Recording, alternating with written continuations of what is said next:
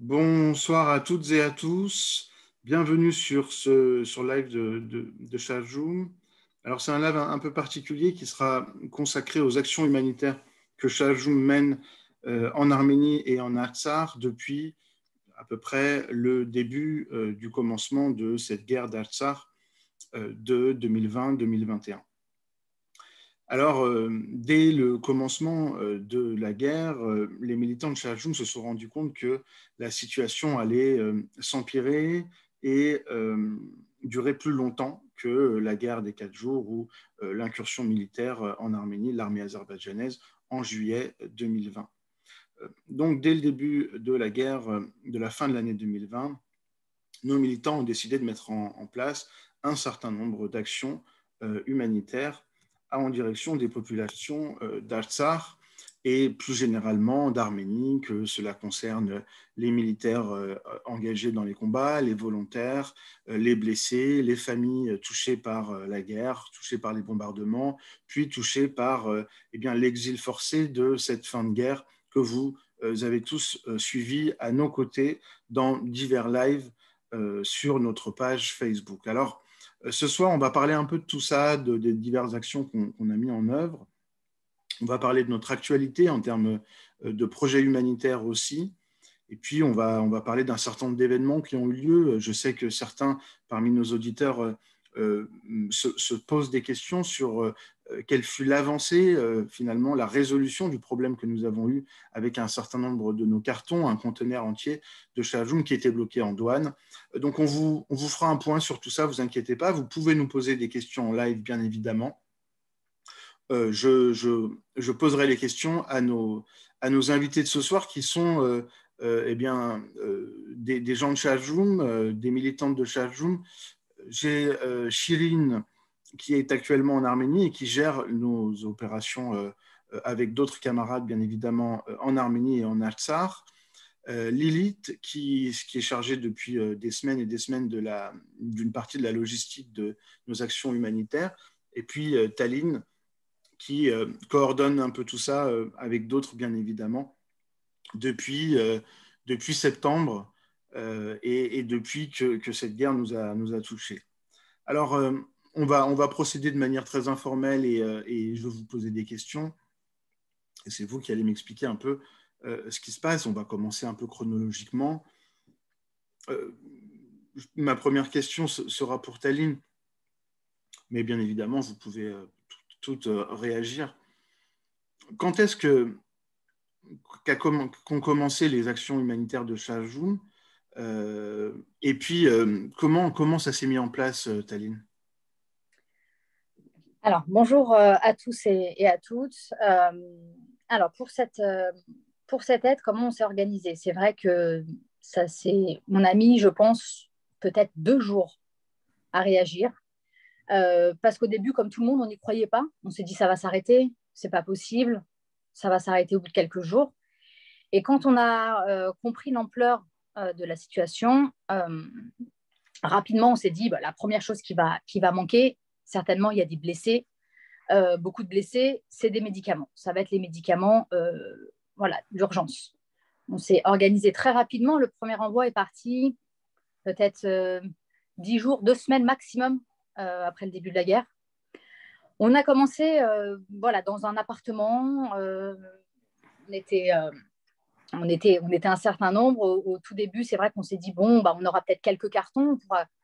Voilà, on les enverra, on aura déjà fait ça. Et finalement, ça a pris une ampleur inimaginable. On a reçu énormément d'aide, énormément de coups de fil. On a eu beaucoup de médecins qui nous ont contactés pour nous donner des médicaments. Et je pense que ce live, je vais le dire assez souvent, on va pas mal remercier, j'espère que j'oublierai personne, enfin on n'oubliera personne, mais toutes celles et ceux qui nous ont aidés.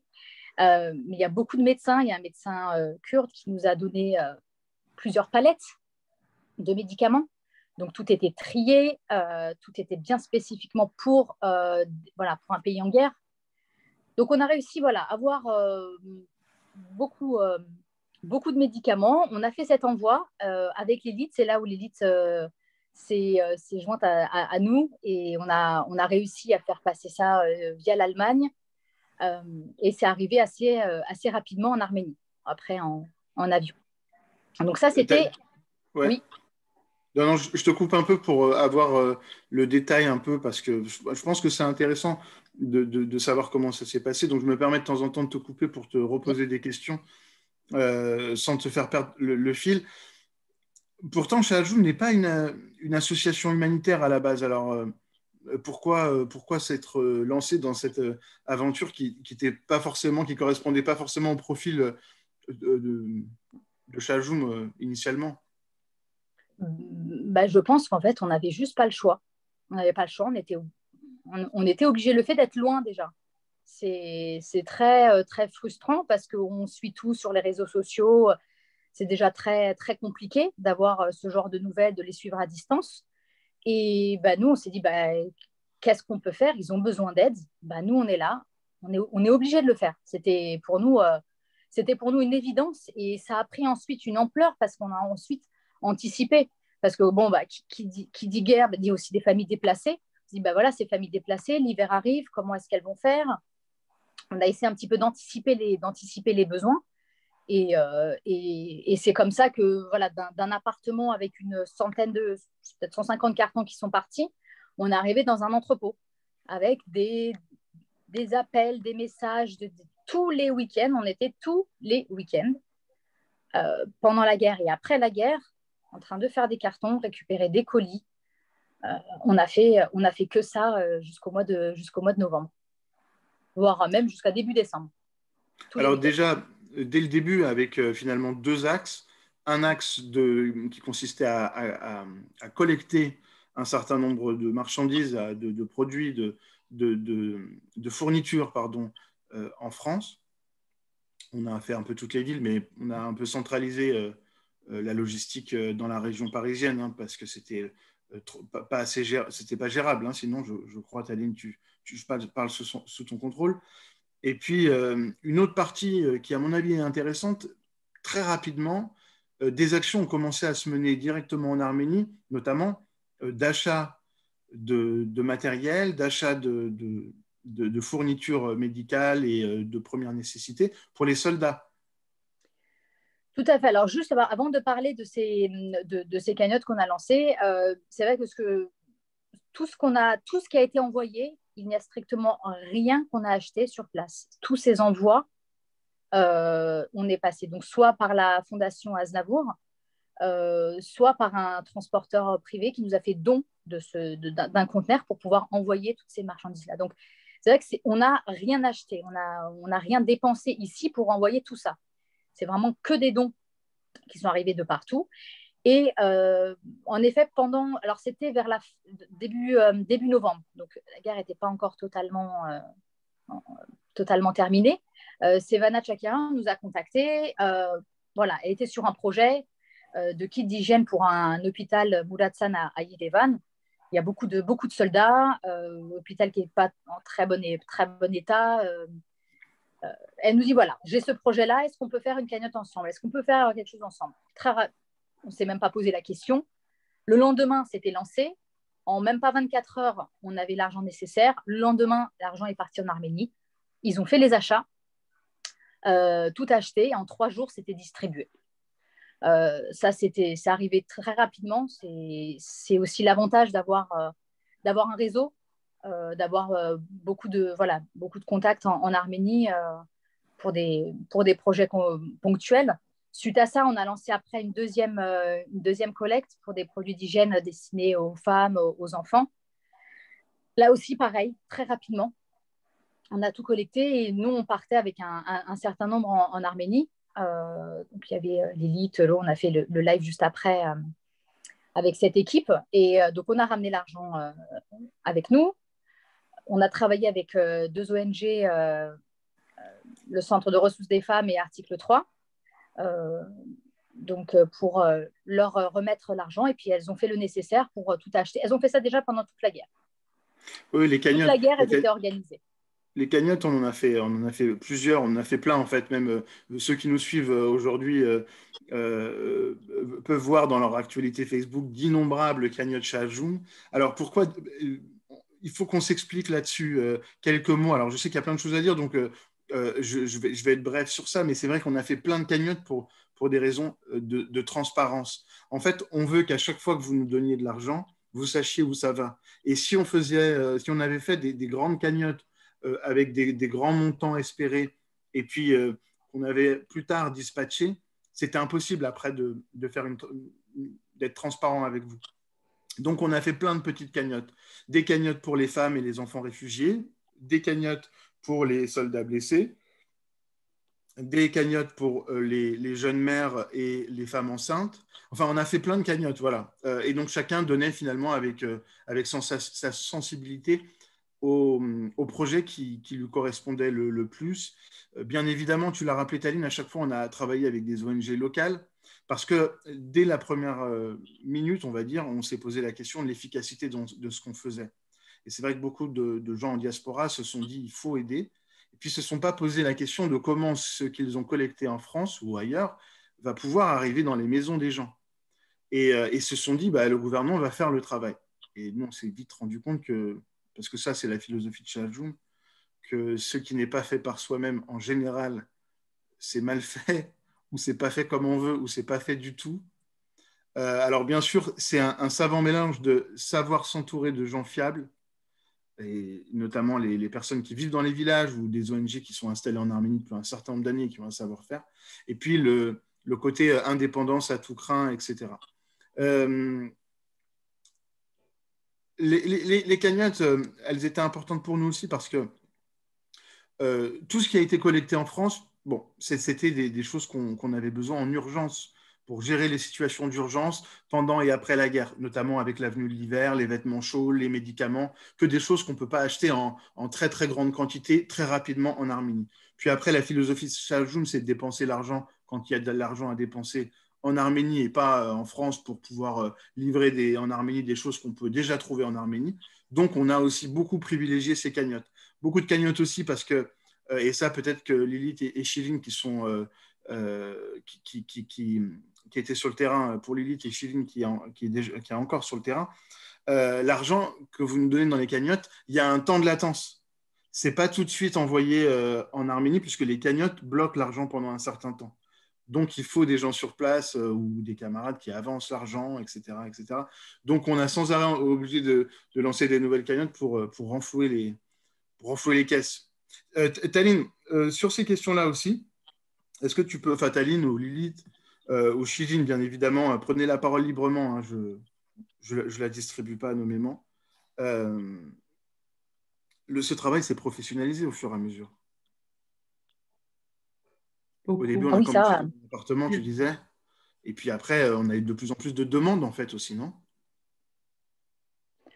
Oui, ça a pris une ampleur. On ne s'y attendait pas, mais en même temps, bah, il fallait le gérer. Il fallait gérer cet afflux d'affaires qu'on recevait sans cesse, sans continuer. Et puis, bon, voilà, on commence dans un appartement, on finit avec des tableaux Excel avec tout un tas de données. Voilà, on savait exactement dans quel carton ce que ça contenait, le poids. Tout était vraiment très, très bien organisé. Et sur place, en effet, voilà, la première cagnotte, c'est un petit peu un test. On sait que la deuxième fois, voilà, on fait mieux. Et puis là, maintenant, c'est devenu hyper facile de lancer ça, surtout que c'est très rapide. C'est ça qu'on aime bien. On lance une cagnotte, on a l'argent, on envoie, c'est acheté, c'est distribué. Et ça Ouais, met, voilà, les il n'a gens pas sont une semaine. super généreux. Les gens sont super généreux. On a eu des dons, plein de dons d'étudiants qui peut-être pas toujours très fortunés, mais plein, qui ont fait qu'on a eu l'argent très rapidement. Et merci à eux, parce que certains d'entre eux doivent, dans ce contexte actuel, vivre des situations pas faciles, même financièrement, hein. Il y a presque plus d'étudiants qui peuvent avoir des petits boulots en France à cause du confinement, du couvre-feu, des restrictions sanitaires, etc. Donc franchement, merci à tous les minuscules dons qu'on a reçus. Enfin, minuscules, c'est même pas forcément. À mon avis, il y a des gens qui ont fait des sacrifices dans leur budget pour nous aider. Et puis, on a reçu aussi des gros dons qui nous ont fait un bien fou. Parce que franchement, quand on travaillait dans l'urgence, s'occuper des questions d'argent, ce n'est pas toujours facile. J'aimerais vous poser aussi une question à toutes les trois sur... bon, une fois qu'on a nos conteneurs, ils arrivent à Yerevan. Comment on fait pour trouver les gens à qui on va donner? Comment on fait pour gérer les priorités? Lilith, peut-être? Oui, oui. Oui, bonjour à tout le monde. Oui, bon, tout début, on a commencé par nos partenaires sur place. Comme Taline l'a dit, on avait du monde un peu Quirix, par exemple, qui s'occupait notamment des femmes enceintes ou des femmes qui avaient des enfants de bas âge. Et ensuite, on a, à partir de à peu près début novembre, ou non, mi-novembre, oui, mi-novembre, fin décembre, on a pu avoir un local qu'on a maintenant, où on accueille nos volontaires, bénévoles, et aussi on a une petite équipe permanente qui s'occupe de distribuer les dons. Comment on le fait? On a un fichier unique, un document unique, une base de données unique où on réunit toutes personnes qui ont bénéficié de nos aides ou qui vont bénéficier selon la situation, si on a réussi à les aider ou pas. Et ensuite, on distribue. Ça, c'est sur Yerevan. Après, hors Yerevan, comment ça se passe? On travaille principalement avec les gens, notamment en Artsakh. On ne travaille pas, par exemple, avec un maire d'une ville ou le chef d'un village. Généralement, on travaille avec des personnes en qui on a de confiance, parce que la confiance, elle est très importante en Arménie, et qu'on connaît depuis longtemps, qu'on sait qu'ils vont vraiment vérifier quel carton va dans quelle famille, est-ce que ça mérite d'être distribué à un tel endroit ou donné à telle famille. Donc, c'est souvent voilà, par exemple, à Kochorut, on a une personne, Tikinjana, qui s'occupe de ça, et c'est une maîtresse à l'école qui connaît tout le monde. Et vraiment, on fonctionne on fonctionne par nos connaissances et par confiance surtout. Et on ne fait jamais de distribution comme ça sans savoir à qui ça va. On a une liste aujourd'hui de si je ne me trompe pas, près de 800 familles à peu près, dont la moitié, moi-même, avec Taline et avec Chiline, on connaît la moitié de ces familles, de leur histoire, leur passé et puis leur présent qui est malheureusement n'est pas très joyeux en fait. Donc c'est tout un travail qui est... on a fait des erreurs en faisant ce travail, des erreurs bêtes, comme par exemple pendant la distribution, on organisait mal les passages, l'entrée, la sortie, ou quels documents il faut prendre, ou comment organiser, des choses toutes bêtes qu'on a fait, qu'on a corrigées en faisant. Mais sur les grandes lignes, nous estimons qu'on ne s'est pas trompé. Par exemple, notamment sur notre équipe, on ne s'est pas trompé. On n'a que des gens qui travaillent très bien et qui font très attention à chaque détail, à chaque carton. Tout va vraiment aux bénéficiaires. Et ça, c'est quelque chose qu'aujourd'hui, je peux dire qu'en Arménie, à Yerevan, c'est rare d'avoir des entrepôts de l'aide humanitaire où c'est aussi bien organisé. Donc ça, c'est des réussites sur place et au final, en fait, les bénéficiaires, les familles des déplacés, des soldats, enfin les familles des soldats, ils en bénéficient pleinement et c'est très bien en fait. Lilith, quand on a commencé ces projets, est-ce que tu t'imaginais que la situation d'urgence allait durer aussi longtemps? Parce qu'en fait, finalement, là, on est plusieurs mois après la fin de la guerre. On pensait, enfin moi, je faisais partie des gens qui pensaient que l'urgence de l'aide humanitaire, ça allait durer 2 mois, pas vraiment plus. Et là, finalement, on se rend compte qu'il y a beaucoup de demandes, vraiment beaucoup de demandes, et de produits comme de l'huile, du lait en poudre, etc. Est-ce que tu pensais que ça allait durer aussi longtemps? Ça, c'était quelque chose qui était... Mais en fait, de comprendre comment ça va évoluer, ça ne dépendait pas beaucoup de nous parce que ça dépend aussi de la situation politique, de situation sanitaire aussi. Et malheureusement, aujourd'hui, moi, je pensais que ça va durer. Moi, très honnêtement, je pensais après nos visites en Artsakh, notamment, on s'est rendu compte que ça va être très compliqué en hiver. Et effectivement, c'était très compliqué en hiver. On n'en a pas parlé. On a fait aussi une cagnotte pour aide alimentaire et c'était pour certaines familles, ça a sauvé leur mois le plus difficile, le mois de décembre, où ils ont eu de quoi manger, clairement. On a une famille, par exemple, qui était venue et qu'on a donné de l'huile et ils ont dit, ça fait 2 semaines qu'on mangeait des pâtes sans huile, au moins on aura des pâtes avec une huile. Moi, je viens d'Arménie et j'ai vécu plusieurs années en Arménie. J'ai vécu aussi des années 90 en Arménie. Ces phrases, je n'ai pas entendu parler à cette époque, même à l'époque quand il y avait des crises d'électricité et tout ça, c'était des choses qui n'existaient pas en Arménie. Aujourd'hui, on en est là. Donc, effectivement, c'est très important aujourd'hui d'être présent et d'aider comme on peut aider, autant qu'on peut aider. Effectivement, c'est pas fini en fait, malheureusement. Et pour l'instant, il y a toujours des familles, notamment des déplacés de Hadrout, qui vivaient de leur terre en fait, qui avaient des animaux voilà, qui avaient leur terre. Et aujourd'hui, ils n'ont rien. Ils habitent dans une crèche ou dans une maison délabrée voilà. Donc tout ça, c'est à revoir, à regérer. Enfin, ça, c'est des projets à long terme, bien sûr, c'est des projets de développement, mais l'urgence, elle est toujours là. Les gens, ils n'ont rien à manger et ça, c'est un constat. Voilà, on en est là pour le moment. Chirine, Lilith parlait tout à l'heure de ces fameux cartons. C'est vrai qu'à Chajou, on a pris depuis des mois et des mois l'habitude de vivre, de compter et de rêver et de cauchemarder parfois de cartons. Est-ce que tu peux nous dire qu'est-ce qu'il y a dans tous ces cartons que vous portez à longueur de journée? Alors, on a reçu en fait toutes les aides qui avaient été préparées en France. Donc, dans ces cartons principalement, dans les envois qu'il y a eu, on a des vêtements, donc des chaussures, des vêtements chauds. Et plein d'attention aussi. On a reçu, je sais pas, des jouets pour les enfants, des peluches. Et en fait, ça compte aussi beaucoup parce qu'il faut être conscient que les gens sont partis très vite de chez eux et ont tout laissé. Parfois même leurs papiers, mais bon, ça, voilà. Et des petits détails comme ça fait une différence. Au moment où on fait des distributions, ça rend heureux tout le monde. Des chaussures, notamment. Là, moi, j'ai touché du doigt récemment que c'était un gros problème. Chausser les réfugiés, si jamais en passant, il y a des gens qui ont des connaissances avec des entreprises qui peuvent faire des dons pour des chaussures en Arménie, ça répondrait à un gros besoin. Et sinon, là, actuellement, je ne sais plus si c'était ta question, Iriché, mais donc, dans les cartons qu'on prépare, on a des cartons, des colis alimentaires. Donc, vous trouvez de l'huile, de la farine, des produits de première nécessité, des céréales essentiellement, des conserves, et voilà, mais des chocolats, des choses qui font plaisir aussi, des épices, etc.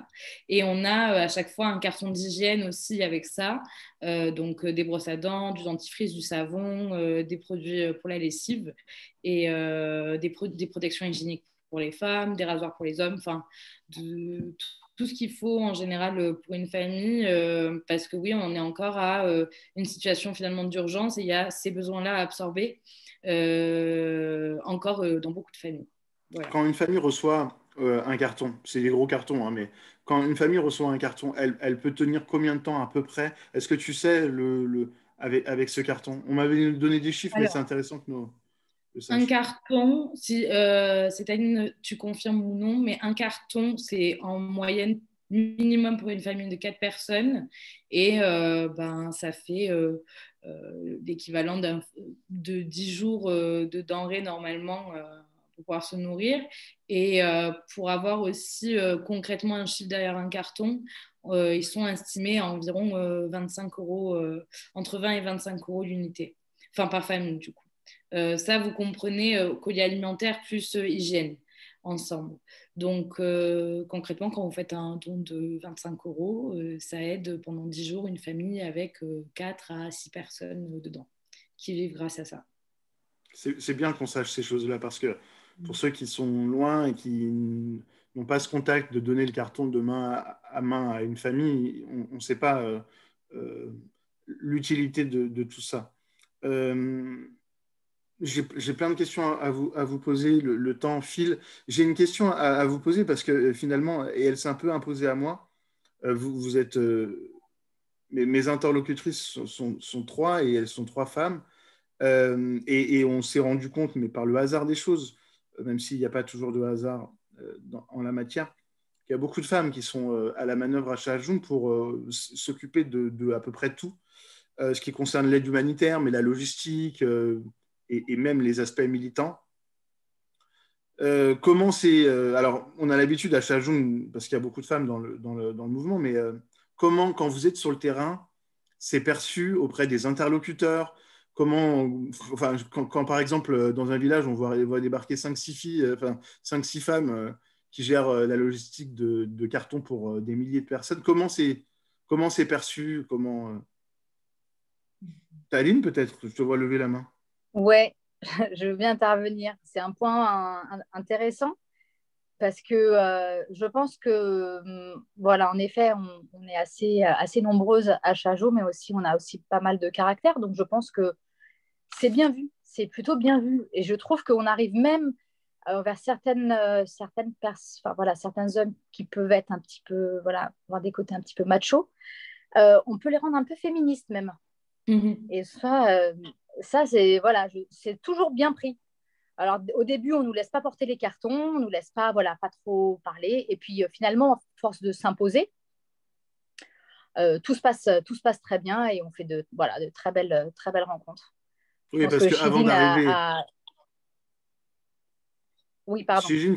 Non, j'allais dire, puisque avant d'arriver à Mardouni ou dans les villages qu'on livre, ces cartons, vous les avez bien portés, quoi.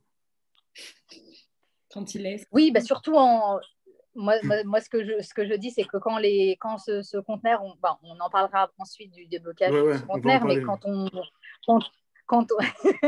quand on l'a préparé, c'est vrai qu'il y avait déjà beaucoup de monde. Il n'y avait pas uniquement des militants de Sharjah, mais il y a eu énormément de gens qui nous ont aidés, qui sont venus même pour une journée, et pas que des Arméniens, mais qui sont venus pour une journée, qui sont venus tout le week-end, qui nous ont aidés de différentes façons, en nous donnant des cartons. Enfin voilà, il y a une aide formidable, une solidarité incroyable.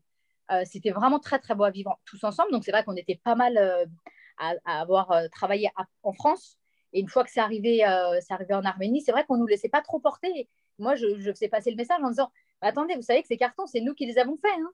On les a faits, donc on va jusqu'au bout, on les reporte et on les ouvre. Et je pense que c'est assez bien vu. Je sais pas, c'est mon avis. Hein. Je laisse Shiline qui est sur place nous donner son avis. Bon, oui, non, mais on gagne. Oui, c'est des cultures différentes. Du coup, on a, en tant que femme, c'est surprenant pour eux de soulever des cartons. Mais en fait, ça se fait. Et on gagne la confiance. Et au contraire, au final, ça leur ouvre des perspectives et ils commencent à se dire que c'est intéressant de laisser faire des femmes aussi sur le terrain, etc. Ils disent, c'est pas mal. Voilà. Non, mais tout se passe bien sur ça. Il n'y a pas de problème. Taline, tu parlais de femmes de caractère. En parlant de caractère, je pense que à Sharjah, on est un peu aussi connu pour cette indépendance d'esprit et puis ce côté un peu frondeur de temps en temps. Il en a fallu du caractère pour récupérer ces fameux cartons, ces derniers cartons-là, ce dernier container. Tu peux nous en parler un peu, enfin toi, mais je pense que Lilith a des choses à dire aussi là-dessus, Chirine aussi d'ailleurs, vraisemblablement. Mais en fait, ça fait des mois que vous gérez cette affaire-là, notamment Taline et Lilith. Est-ce que vous pouvez nous faire un point, parce qu'il y a des gens qui ne sont pas au courant, on a fait une sacrée polémique en Arménie, mais peut-être que... Je dirais dans les grandes lignes et je laisserai peut-être Lilith rentrer dans les détails. Mais en effet, on a mis plus de 3 mois à récupérer ces cartons. Et malheureusement, il n'y a pas que nos cartons qu'on a réussi à prendre. Il y a encore énormément d'aides qui sont bloquées. Mais ça a été une bataille. Et arrive un moment quand on nous balade de service en service, on nous dit la semaine prochaine, encore la semaine d'après, constamment, avec des demandes toujours autant farfelues. Il y a un moment où on se pose la question, est-ce qu'il ne faut pas rendre la chose publique et en parler? Parce que les familles attendent, on est totalement, on va dire, voilà, harcelés. Les gens demandent des couvertures, demandent des vêtements. Nous, on sait que c'est dans ces cartons, que c'est dans un entrepôt qui fait froid, qu'on ne peut pas répondre à ces familles. Il y a énormément de bénévoles aussi qui sont arrivés à Yerevan dans l'attente de pouvoir aider. On passait notre temps à dire ça va arriver. Sauf qu'à un moment, c'est plus possible. Quand on va dans l'entrepôt, qu'on voit les tonnes et les tonnes d'aides qu'il y a, qui sont bloquées, qui sont laissées, posées comme ça, on n'en pouvait plus. Vraiment, on a passé, je ne sais pas, pendant ce mois, il y a quasiment un mois et demi, Lilith a s'appelé 5 fois par jour. Tu as des nouvelles, c'était toujours la même chose. Donc, on a rendu, en effet, on a écrit un communiqué. Ça a été très dur de se dire, voilà, on s'est posé la question à savoir quand est-ce qu'on le fait. Quand on voyait qu'au final, on ne répondait pas au niveau de la douane, qu'il n'y avait aucun avancement, qu'il n'y avait rien du tout, et ben on l'a lancé. En effet, il était traduit aussi en arménien. Donc, ça a pris une ampleur pas possible parce que c'est vrai que tout le monde l'a repris et c'était le cas de beaucoup d'autres personnes qui avaient aussi envoyé des aides et qui, je pense, n'osaient pas. Les gens n'osent pas parler. Et finalement, on voyait des messages. Nous aussi, notre aide est bloquée. Oui, mais il faut en parler. Il faut en parler, sinon c'est pas possible. Donc, nous, ce qu'on espère, c'est que nos aides ont été débloquées. Certes, suite à ce communiqué-là, parce que ce qu'il faut dire, c'est que le gouvernement a été quand même très réactif. Je ne suis pas sûre qu'on aurait pu avoir ce genre de réaction il y a quelques années. Ils ont contacté pour essayer de savoir ce qui se passait et pour réussir à trouver une solution. Et en effet, on a réussi à obtenir ces cartons. Mais on espère que maintenant, il faut aussi travailler avec eux pour faciliter l'envoi de l'aide humanitaire. Je pense qu'il y a des choses qu'ils auraient pu anticiper, comme les fraudes, parce que changer la loi au niveau de l'aide humanitaire au moment où ça arrive, ce n'est plus possible. Ce n'est pas possible quand les cartons sont là et qu'on nous dit la loi a changé, il faut faire comme ci, comme ça. Ce n'est pas gérable. Donc, il y a aussi le lien entre l'Arménie et la diaspora qui doit être revu. Nous, quand on ne sait pas, quand l'ambassade ne peut même pas nous dire comment on fait pour envoyer de l'aide en Arménie, en temps de guerre, ça pose un problème. L'ambassade. Je pense qu'il y a des choses à revoir. L'ambassade d'Arménie, excusez-moi, l'ambassade d'Arménie à Paris, en France. Oui, c'est ça. On nous donne pas. On n'a pas d'infos quand on nous répond au téléphone. Quand on nous répond au téléphone, on n'a pas d'informations. Ils ne l'ont pas et encore maintenant, ils ne l'ont pas. Donc déjà, il faut un petit peu revoir ça. Il faut que toutes les aides puissent être sorties. Ce n'est pas que nos cartons. Donc ça, c'est pour la partie, la partie générale. Je laisserai Lilith donner les détails. Lilith rebondit. Parle-nous un peu de cette fameuse affaire des cartons qui a fait la une de tous les journaux en Arménie. Donc voilà, Taline, elle a à peu près dit tout ce qui s'est passé. Quelques détails, parmi les détails, suite à notre communiqué, en fait, ce qui s'était passé, le chef des douanes, il a réagi pendant un entretien et qu'est-ce qu'il a répondu? C'est qu'il y avait un document qui manquait, d'après lui. Et en fait, ce document, il était bien sûr présenté, on l'avait fait, mais le problème est plus important, c'est qu'il y a beaucoup d'Arméniens dans le monde entier, non seulement en France, mais dans le monde entier, ne savent pas qu'il faut, en plus d'envoyer de l'aide, aussi envoyer des documents aussi élaborés, aussi sophistiqués qu'ils demandent. C'est plusieurs dizaines de pages pour chaque quelques kilos de carton. Donc, ces gens-là, ils envoient avec beaucoup d'espoir, avec beaucoup d'amour. Et et ils pensent qu'ils ont fait une bonne chose, voilà, que ça va arriver. Et nous, on a vu et on a filmé aussi plusieurs dizaines, voire centaines de tonnes d'aide dans les entrepôts où il y avait aussi nos aides, en fait. rester comme ça, sans personne, parce qu'effectivement, pour Sharjah, on a de la chance, on a du monde sur place qui s'occupait, qui ne laissait pas l'affaire comme ça dans l'air mais plein d'autres personnes, notamment les gens qui habitent aux États-Unis ou ailleurs, eux, ils pensent que c'est fait, c'est réglé. Le problème, c'est qu'en Arménie, il y a un ministère qui s'appelle ministère d'urgence. Et en fait, eux, depuis 5 mois, ils n'ont même pas une commission ou des personnes dédiées pour s'occuper de ces aides, en fait. Il y a quelques personnes par-ci, par-là, de chaque département de ce ministère qui s'occupent de ça, mais pas une équipe, en fait. Et ça, c'est un vrai problème. Aujourd'hui, l'urgence, elle est toujours là. Les pires moments de l'urgence étaient mal gérés déjà, malheureusement, sans vraiment chercher des coupables. Mais le problème, c'était vraiment le problème de gestion, en fait, en Arménie, au niveau du ministère d'urgence. Il y avait effectivement quelques personnes qui bossaient bien, mais c'était tout.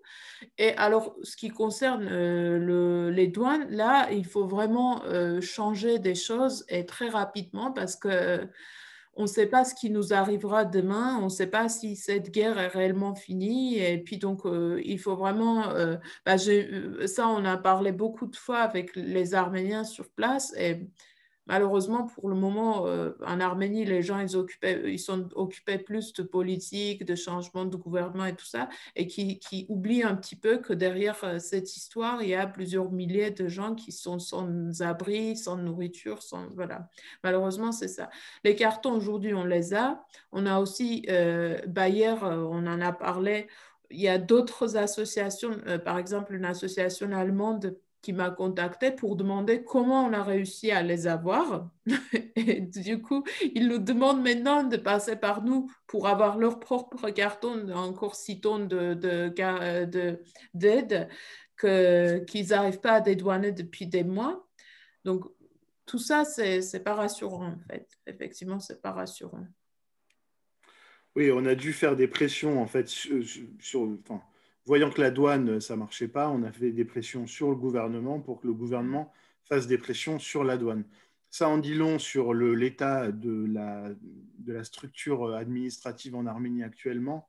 Ça en dit aussi, ça en dit quelque chose aussi sur la volonté, je pense, du gouvernement de faire certaines choses, du moins d'éviter certaines polémiques, peut-être, peu importe. En tout cas, nous, on a essayé, à partir du 27 septembre 2020, jusqu'à aujourd'hui, alors qu'on a un mouvement politique et qui n'a pas peur des polémiques, justement de ne pas trop en faire, parce qu'on voulait se mettre au service du peuple arménien dans son ensemble, dans une période très difficile. On a pris un mandat autonome avec ce peuple, et notre objectif, c'était que notre aide soit livrée. À partir du moment où on avait pris cet engagement-là, comme nous, on n'a pas de chef, on n'a pas de maître, on n'a pas de parti politique qui nous chaperonne, ni d'organisation qui nous gère, eh ben, on est indépendant, on est libre et on voulait aller jusqu'au bout de cette démarche. Donc, il n'y a rien qui aurait pu nous arrêter. Taline ? C'est à toi. Hein, oui, si tu je veux voulais juste... oui, ça y est, j'ai mis le son.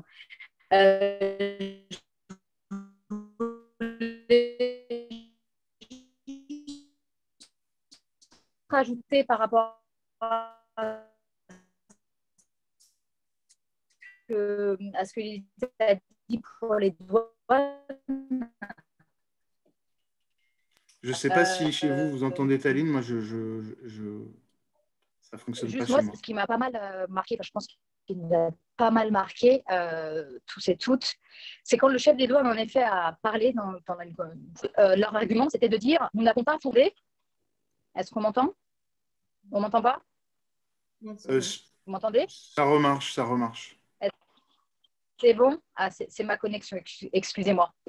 Donc, quand le chef des douanes, pendant une interview à la télé, a osé dire que l'association en France n'a pas fourni un document qui était demandé, déjà d'une, on avait ce document-là, donc déjà, c'est assez... on se pose des questions, parce que si le chef des douanes n'est pas au courant des dossiers avant de parler, c'est problématique. Et de deux, même si nous n'avions pas ce document, alors qu'on l'avait, même si nous ne l'avions pas, comment on peut nous mettre autant de problèmes, autant de bâtons dans les roues?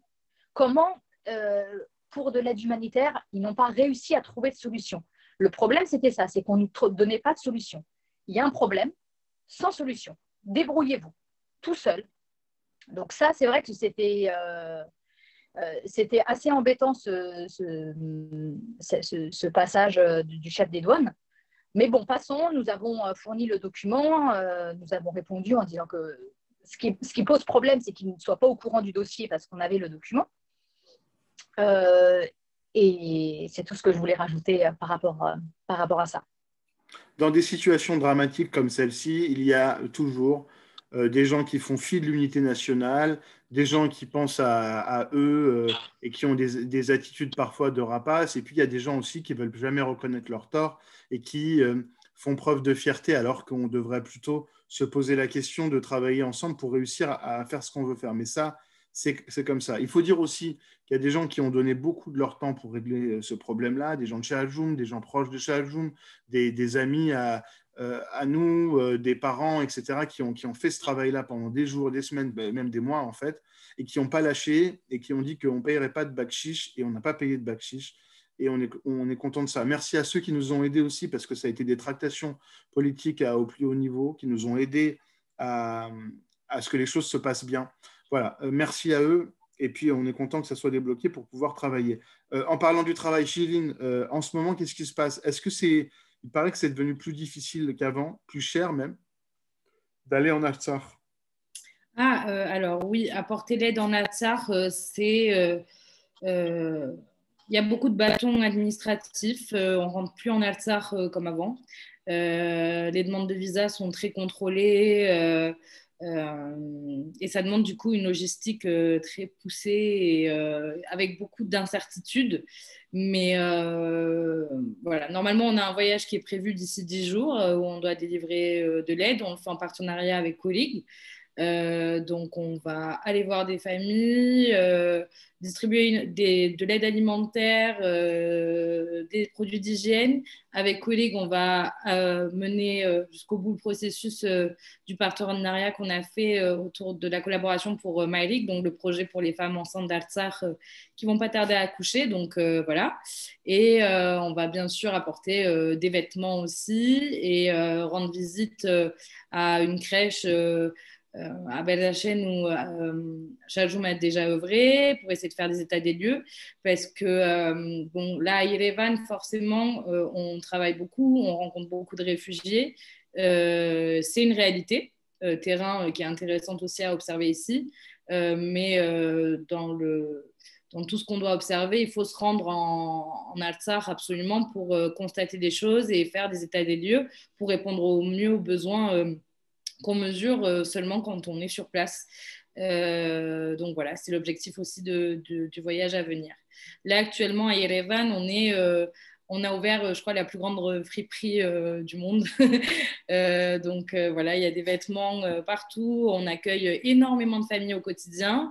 On a des temps aussi pour discuter. On les accueille vraiment le plus chaleureusement possible.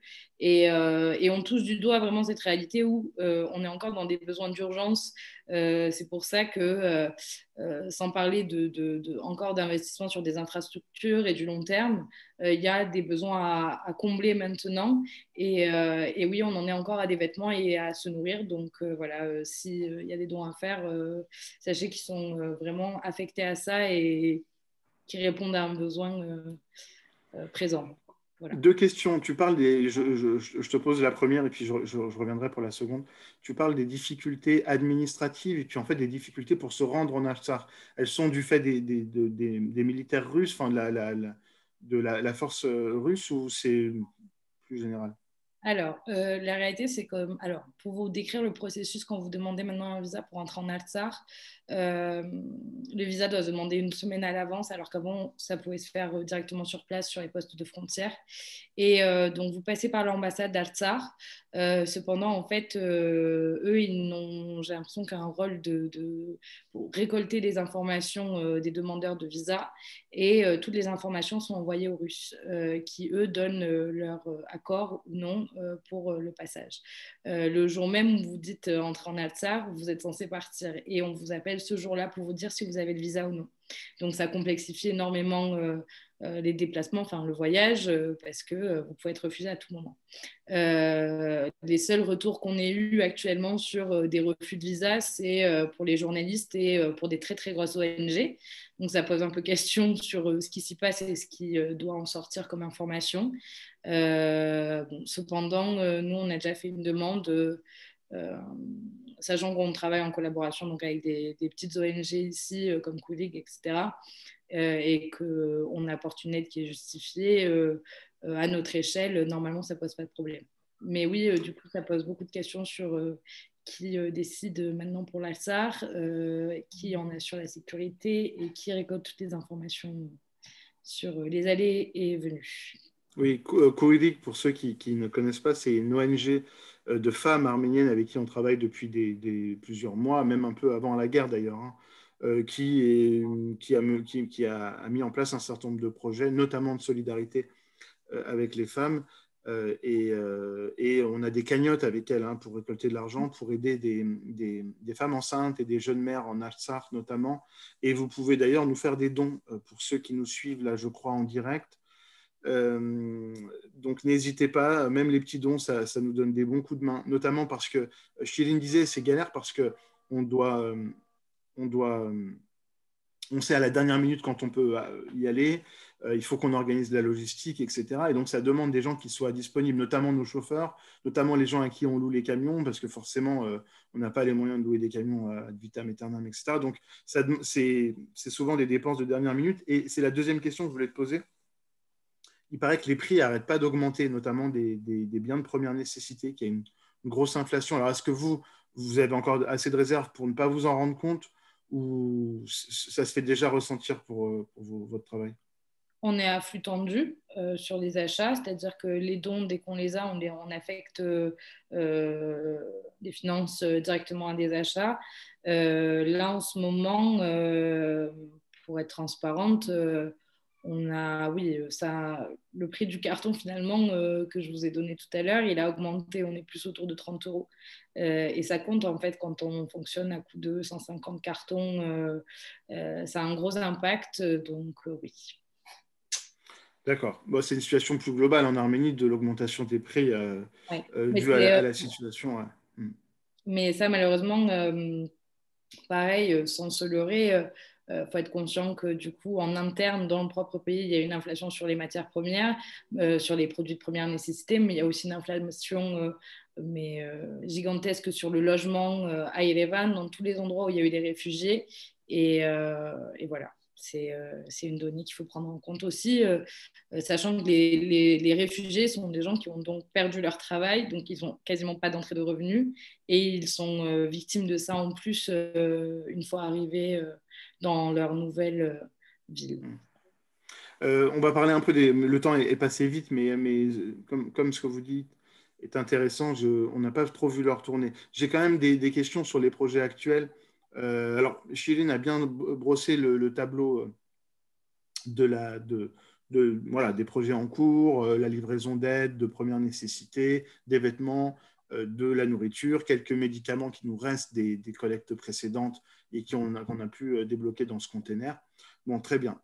J'ai vu passer, enfin, les gens qui nous suivent ont vu passer aussi des projets, notamment le projet de la crèche de Beltachen. Taline, je ne sais pas qui de vous trois est la mieux placée pour en parler. Alors, je dis Taline comme ça parce que j'en parle souvent avec elle, mais c'est quoi cette crèche? Comment ça se met en place? Oui, alors, excusez-moi, vous m'entendez? Oui, très bien. Encore un petit problème technique. C'est bien. Alors oui, de Lilith, pour en parler aussi, c'est Lilith qui nous a mis en contact avec la crèche de Beltachen. Beltachen, village qui est devenu un petit peu comment dire, notre village à nous. Toute personne, en tout cas, qui part en Alsace avec des cartons de Chajoum passe à Beltachen. Ça, c'est un peu le passage obligatoire. Voilà, on a eu de très belles rencontres et ça continue. J'espère que ça va encore continuer. Et donc, suite à ces différents voyages, c'est vrai que vous nous avez dit voilà, que cette crèche accueille des enfants de village de Hadrout et je pense de Chouchi aussi maintenant. Et c'est vrai que il leur manquait. Pardon, Lilith? Il y a 3 familles de Chouchi qui sont arrivées aussi. Ouais. C'est ça. Principalement, ils sont de Hadrout. Il y avait une vingtaine, je crois, d'enfants. Et là, il y a peut-être 7 ou 8 enfants, je ne sais plus, de Chouchi. Et c'est vrai que se pose une question. L'école les accueille, mais après, il faut que l'école puisse accueillir. Il les accueille, mais on va dire matériellement, de les accueillir. Donc voilà, rapidement, après quelques contacts avec la directrice, on établit les besoins. Il y a quelques petites choses voilà, qu'il leur faut pour pouvoir accueillir au mieux les enfants. On arrive à tout acheter sur place en Arménie et puis on envoie une équipe qui part. Vous m'entendez? Oui, on t'entend, Taline, mais ça bug énormément chez toi à cause des problèmes de bande passante. Donc, si Lilith veut prendre le relais pour nous parler de cette crèche, c'était passionnant, Taline, ce que tu disais, parce que c'est un projet qui nous tient à cœur et qui est important pour Chajoum, mais ça bug vraiment au niveau de l'image, Taline. Pour la crèche, il manquait notamment, enfin c'est simple, mais il manquait par exemple des lits, parce qu'avant il y avait 50 enfants, maintenant il y en a une trentaine de plus, donc les enfants ils dormaient à deux dans un petit lit, et ça c'était une des choses qui manquait, et puis des choses, des jouets, donc il y en a plus, forcément, des installations, du matériel. Aujourd'hui, cette crèche peut recevoir jusqu'à 100 enfants parce qu'on a fait en sorte avec un peu de réserve parce que c'est un village qui est relativement grand par rapport aux autres villages et il y a même des enfants de villages d'à côté qui viennent aussi dans cette crèche. Donc, voilà, les parents, ils peuvent aller travailler, ça c'est important aussi parce que, bon, il n'y a pas que des villageois, enfin, des gens qui habitaient à Beltachen qui habitent ici, mais dans ce village, maintenant, il y a ceux qui sont arrivés de Hadrout et aussi de Chouchi. Donc, voilà, nous, on a les 2 projets, hein, la crèche, mais aussi l'école de Kochorout, qui était en train d'être rénovée avant la guerre et tout s'est arrêté. Kochorout, c'est un village qui se trouve plus vers Martakert, à Martakert. Mais Kochorout, pourquoi on évite de demander à nos amis qui vont à Artsakh d'aller là-bas? Parce que c'est à 10 km de la frontière maintenant azerbaïdjanaise, mais de la frontière de Kalvachar. Donc, c'est pour ça pour le moment, ce n'est pas très sûr, mais on a aussi beaucoup aidé ce village et aujourd'hui, il y a le projet de l'école qui est en cours. Mais la crèche, elle est maintenant, voilà, comme vous avez dû voir, tous ceux qui nous suivent, et vous avez dû voir, maintenant la crèche a une autre tête, on a refait tout, on a réinstallé plein de choses et les enfants, ils y vont avec plaisir. Et puis, on a surtout un très bon contact avec la directrice de la crèche, mais aussi avec ceux qui habitent dans ce village et aussi le chef de village aussi, c'est quelqu'un de très sympathique. Donc voilà, c'est un grand village, il y a beaucoup de choses à faire. Nous, quand on est allé, ils nous ont dit que malheureusement, depuis la fin de la guerre, pratiquement personne n'est venu nous voir. Même on a eu ce moment quand ils se sont dit mais pourquoi vous êtes là presque, parce que pour eux c'était même pas compréhensible que quelqu'un peut venir et vouloir les aider. ils ont vraiment fait un petit test pour comprendre si on cache rien derrière, si on est vraiment honnête, qu'on veut vraiment aider et tout. Bon, aujourd'hui, c'est plus le cas. Aujourd'hui, on est à, je sais pas, 5e envoi d'aide. Et aujourd'hui, quand nos amis, ils y vont, c'est différent. Maintenant, ils sont reçus comme des vrais amis et ils sont accueillis autrement. Nous, vraiment, au début, c'était un peu tendu. On a essayé de vraiment montrer que ça vient, c'est du bon foi et qu'on ne veut rien en réponse parce que ces gens, ils sont en guerre depuis 30 ans. Ils n'ont jamais vu personne venir comme ça à l'improviste. Peut-être des petites aides qui sont arrivées, mais de manière plus généralisée, mais comme ça, venir et dire qu'on se concentre sur ce village et on essaie d'aider à long terme, ça, ils n'avaient pas vu. Donc, pour eux, c'était plutôt étrange et ils voulaient comprendre d'abord pourquoi on est là. Et c'est ce que j'invite à faire aux autres structures aussi, c'est-à-dire d'aller et de parler d'abord aux gens et pas juste prendre une liste via le chef de village qui met la moitié de sa famille sur la liste. Généralement, il faut le dire, hein, c'est le cas.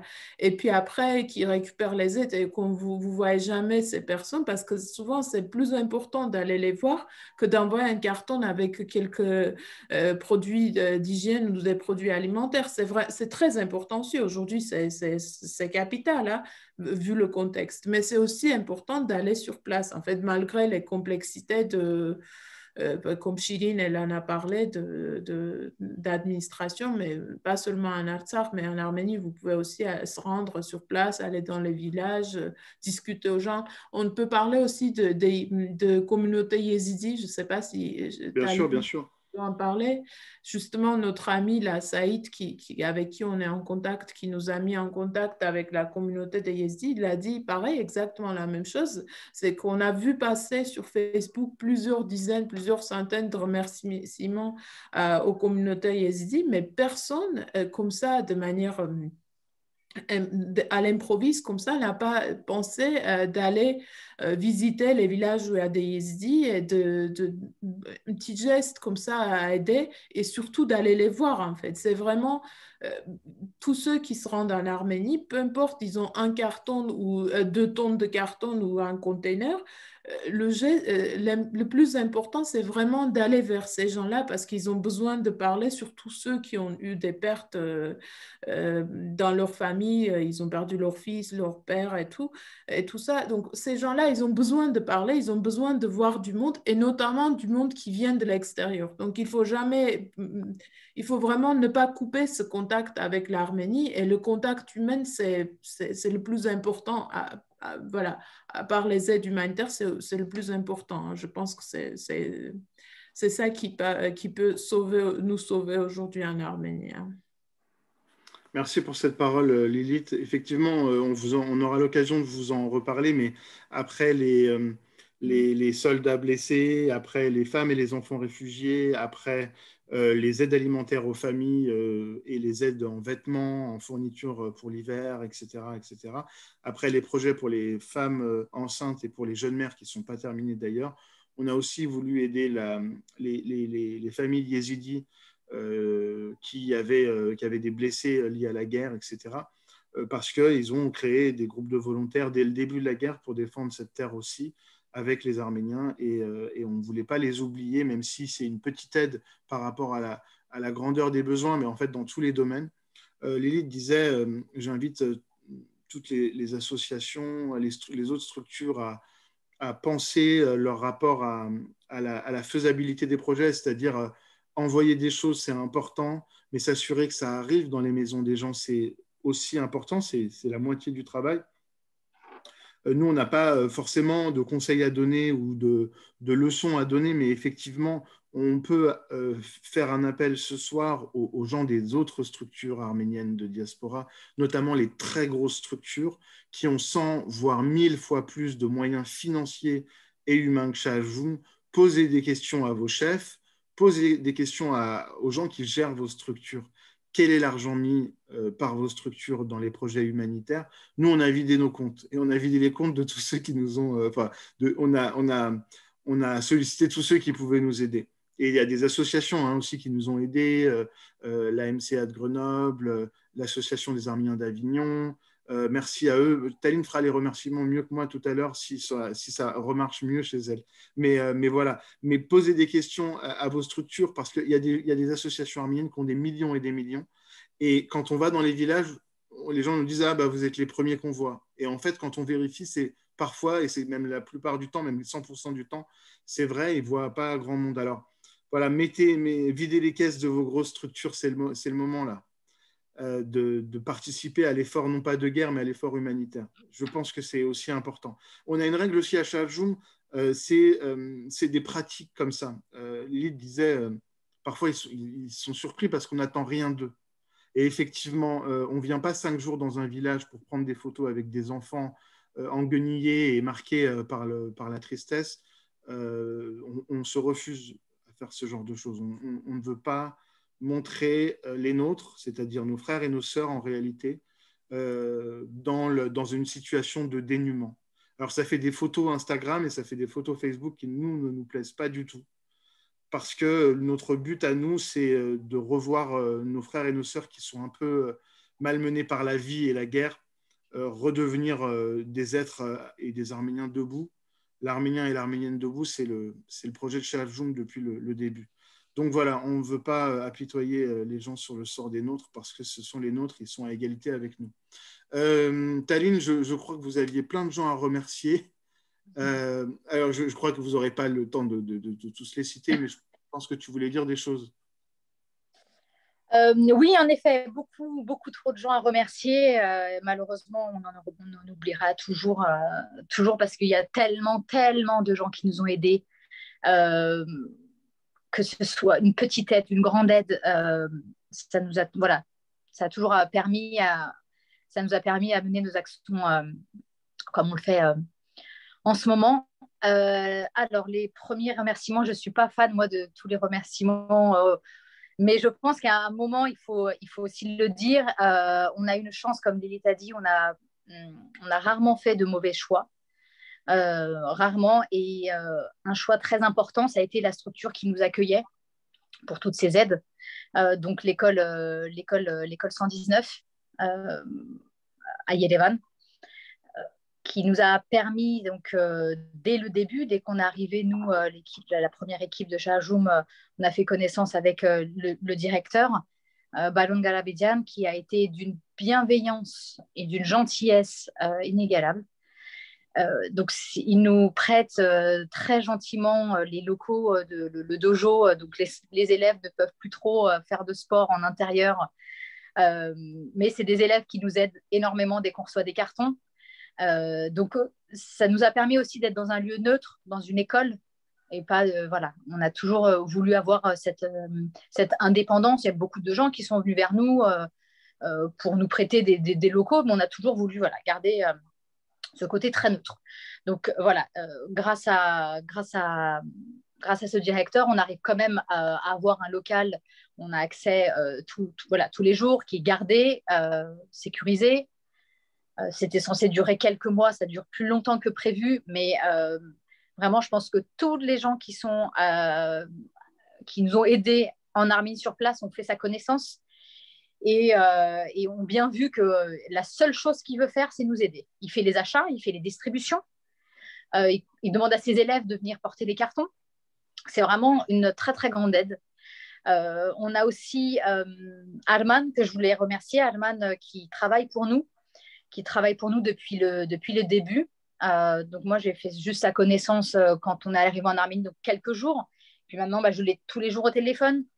Et Arman, pareil, toutes les personnes qui sont allées dans cette école pour nous aider ont bien vu qu'il est d'une extrême gentillesse et il fait tout pour que ça passe au mieux. Donc un grand merci à Arman qui nous est d'une grande aide, qui arrive à être ce lien avec ses familles, qui fait les achats, qui est le lien avec les bénévoles.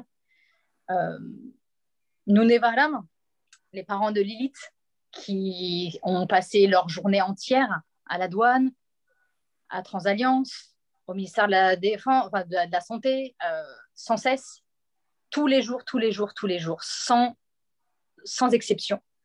et qui continuent encore à nous aider, qui continuent à recevoir des familles, qui continuent parce qu'on a encore des aides qui arrivent demain.